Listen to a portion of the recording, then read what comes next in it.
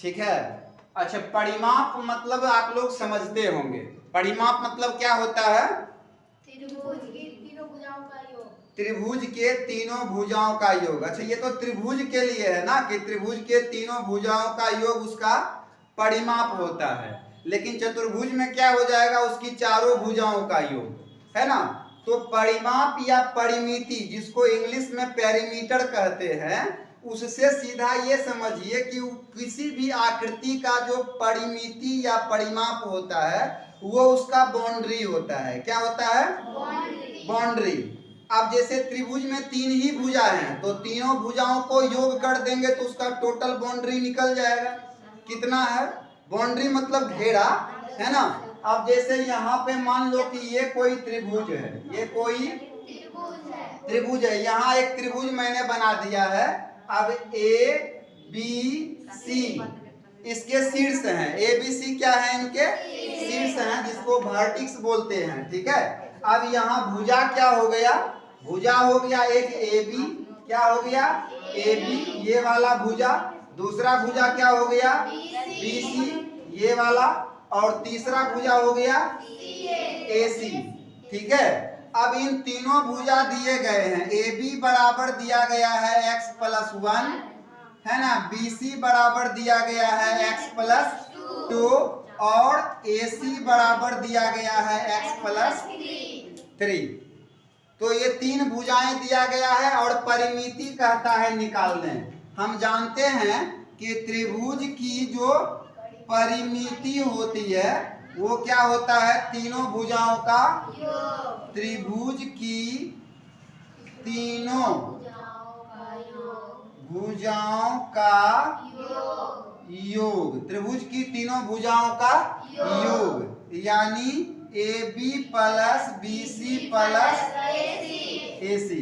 अब तीनों को जोड़ दो, कितना कितना है? x+1 x+2 plus x+3। x कितने हैं?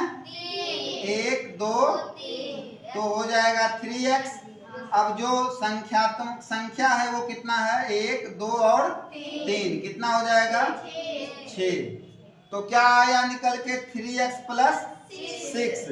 आप इसमें से यदि 3 कॉमन ले लें तो x+2 भी आप लिख सकते हैं, या तो इतना ही छोड़ दें या इतना भी आप लिख सकते हैं। तो ये क्या निकल के आया? त्रिभुज का परिधि कह लो, परिमिति कह लो, परिमाप कह लो, या इंग्लिश में पेरीमीटर कह लो। समझ गए? चलिए, तो अगला क्वेश्चन है क्वेश्चन नंबर 7। किसी आयत की दो आसन्न भुजाएं, है ना। एक तो है x² + 2x+1 और दूसरा है x² - 2x+1। ठीक है। दो आसन्न भुजाएं दिया गया है। अब जैसे कि आसन्न भुजा क्या होता है? जैसे आयत में एक लंबाई होती है और एक चौड़ाई होती है। आयत के बारे में आप लोग पढ़ा होगा पिछले क्लास में कि आयत की आमने सामने की जो भुजा होती है वो बराबर होती है, या यूं कह लीजिए कि समान होती है ना। तो जैसे यदि ये आयत है आपका, मैं एक आयत बना देता हूं।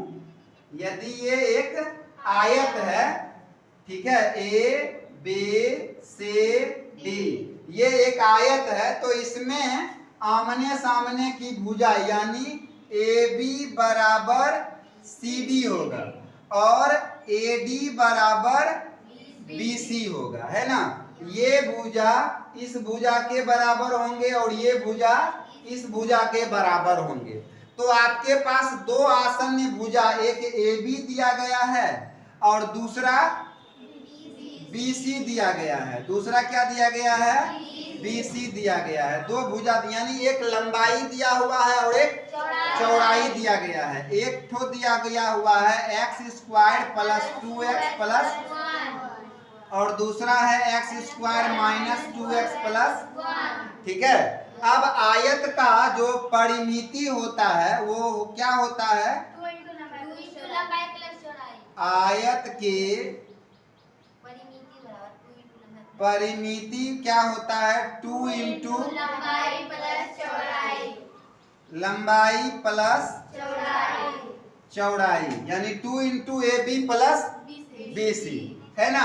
अब यहाँ आप डाल दीजिए 2 इंटू, अब ए बी का जो मान है x square plus 2x plus 1, अब plus x square plus minus 2x plus 1।